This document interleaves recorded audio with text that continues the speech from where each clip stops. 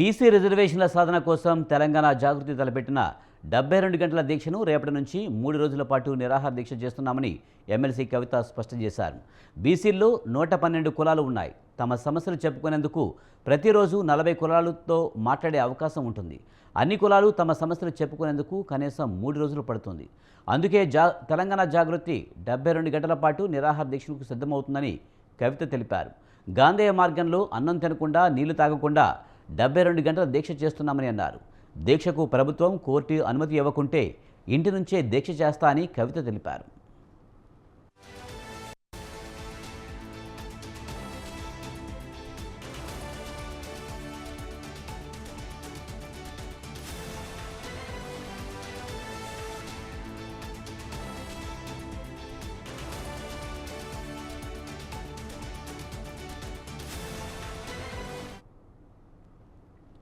బీసీలకు 42% రిజర్వేషన్లు కల్పించకుండా కాంగ్రెస్ బీజేపీ కలిసి నాటకాలు ఆడుతున్నాయని మండిపడ్డారు.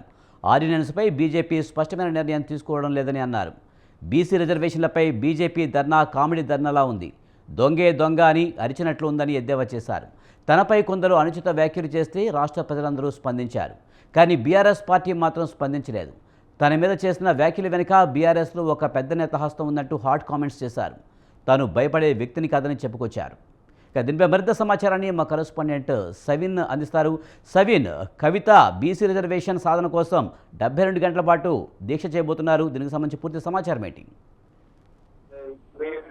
తెలంగాణ జాగృతి అధ్యక్షురాలు ఎమ్మెల్సీ కల్వకుంట్ల కవిత ఈ రోజు ఉదయం 10 గంటలకు ఇందిరా పార్క్ ధర్నా చౌక్ వద్ద 72 గంటల దీక్ష కార్యక్రమాన్ని ప్రారంభించబోతున్నారు. ముఖ్యంగా బీసీలకు స్థానిక సంస్థల ఎన్నికల్లో 42% రిజర్వేషన్లకు సంబంధించి గత కొంతకాలంగా తెలంగాణ జాగృతి తరపున రాష్ట్ర వ్యాప్తంగా విస్తృతంగా పర్యటనలు చేస్తూ వివిధ కార్యక్రమాలు నిర్వహిస్తూ వస్తున్నారు. ముఖ్యంగా అన్ని జిల్లా కేంద్రాల్లో రౌండ్ టేబుల్ సమావేశాలు నిర్వహించారు. అదే విధంగా జూలై 17వ తేదీన రైలు రోకోను నిర్వహించాలని భావించినప్పటికీ రాష్ట్ర ప్రభుత్వం ఆర్డినెన్స్ ఇవ్వడంతో ఆమె దాన్ని విరమించుకున్నారు. అంతకుముందు రాష్ట్ర ప్రభుత్వం బీసీలకు సంబంధించి 42% రిజర్వేషన్లకు సంబంధించిన ఒక బిల్లు, అదేవిధంగా విద్యా ఉద్యోగాల్లో రిజర్వేషన్లకు సంబంధించిన 2 బిల్లులను పాస్ చేసి గవర్నర్ వద్దకు పంపించింది. గవర్నర్ రాష్ట్రపతి ఆమోదం కోసం పంపారు. ఆ బిల్లు రాష్ట్రపతి వద్ద పెండింగ్ లో ఉంది. మరోవైపు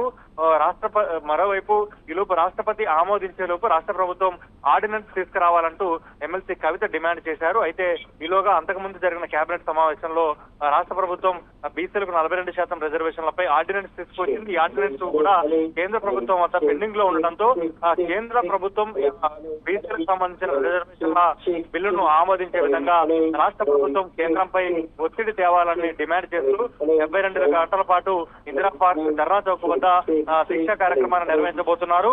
ముఖ్యంగా ఈ దీక్షకు సంబంధించి ఈ రోజు సాయంత్రం వరకే, కేవలం ఈ రోజు సాయంత్రం వరకే పోలీసులు ప్రభుత్వం అనుమతి ఇచ్చింది.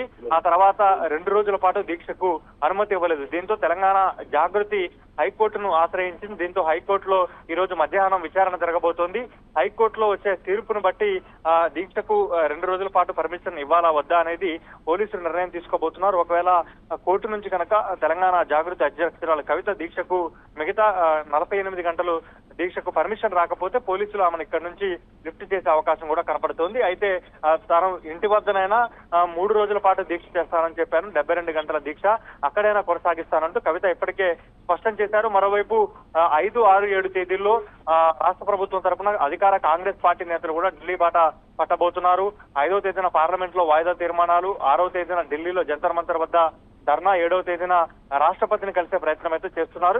దీన్ని అంటే కాంగ్రెస్ బీజేపీలు చేసే డ్రామాలను దొంగ డ్రామాలుగా కవిత ఇప్పటికే స్పష్టం చేస్తూ వస్తున్నారు. మరోవైపు బీసీ రిజర్వేషన్ లో ముస్లింలను తొలగించి 42% రిజర్వేషన్లపై ముందుకెళ్లాలంటూ బీజేపీ ఓబీసీ మోర్చా ఆధ్వర్యంలో ఇందిరా పార్క్ ధర్నా చౌక్ వద్ద ధర్నా కార్యక్రమాన్ని నిర్వహించిన పరిస్థితి మనకు కనపడుతోంది. అసలు బీసీ రిజర్వేషన్లకు సంబంధించి 42% రిజర్వేషన్లు, విద్యా ఉద్యోగాల్లో సైతం రిజర్వేషన్లు ఇవ్వాల్సిన బాధ్యత కేంద్ర ప్రభుత్వం పైన ఉంది.